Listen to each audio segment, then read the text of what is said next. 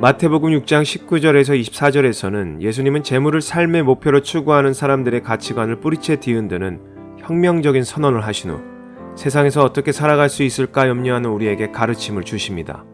당시 유대인들은 로마의 압제하에 있었으므로 정치, 경제, 사회, 종교적으로 매우 불안한 상황이었습니다.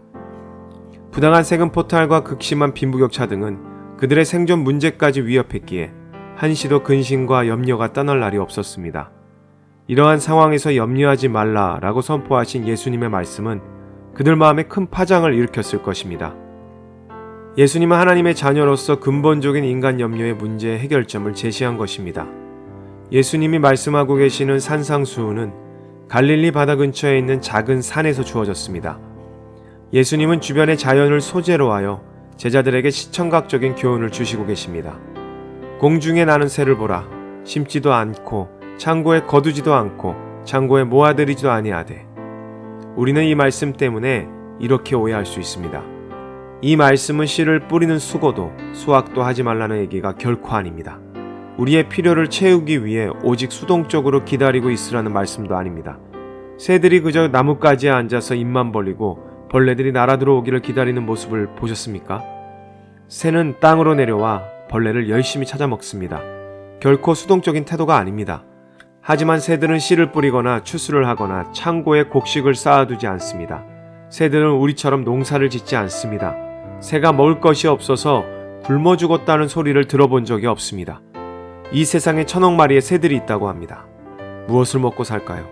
이런 새들조차 하나님께서 돌보시는데 하나님의 자녀인 우리를 돌보시지 않겠습니까?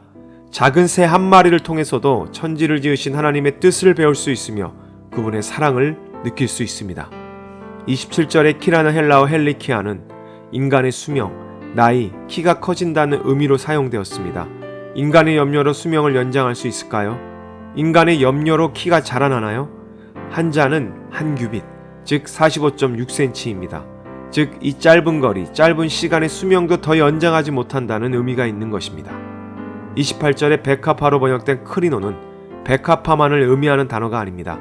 이 단어는 갈릴리 해변에서 자생하는 아네모네, 개 양귀비, 글라디올러스, 붓꽃 등 다양한 야생화를 가리키는 표현입니다.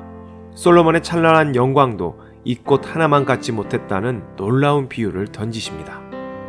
과연 그 시대에 이런 비유를 할 수 있는 용기와 지혜를 가진 자가 누가 있었을까요? 기억하세요. 예수님의 이 말씀은 하나님 아버지의 마음입니다. 우리는 하나님의 섬세한 사랑으로 무엇을 입고 마시며 깨닫고 있습니까? 하나님을 믿고 있습니까? 그런데 왜 염려하십니까? 그 염려가 내 유익을 구하기 위함 아닙니까? 하나님과의 관계에서 발생하는 심각한 내 인생의 결과에 대해서 고민하고 고뇌한 적은 언제이십니까? 우리는 누군가가 믿음이 작다고 감히 언급하거나 판단할 수 없지만 예수님께서는 하실 수 있는 분이십니다. 예수님은 이 말씀에서 오늘날 이 시대를 살아가는 우리 모두에게도 들으라고 견책하십니다. 너희는 하나님 아버지를 신뢰하느냐? 그런데 너희가 염려하는 것은 대체 무엇이냐? 쓸데없는 걸로 염려하는 믿음이 작은 자들아, 너희들이 염려하는 건 하나님과의 관계의 문제가 아니라 무엇을 먹을까, 마실까, 입을까 그것이 아니냐. 너희가 하나님의 자녀라면 먼저 그의 나라와 그의 의를 구해야 한다. 그리하면 이 모든 것은 너희에게 더하실 것이다.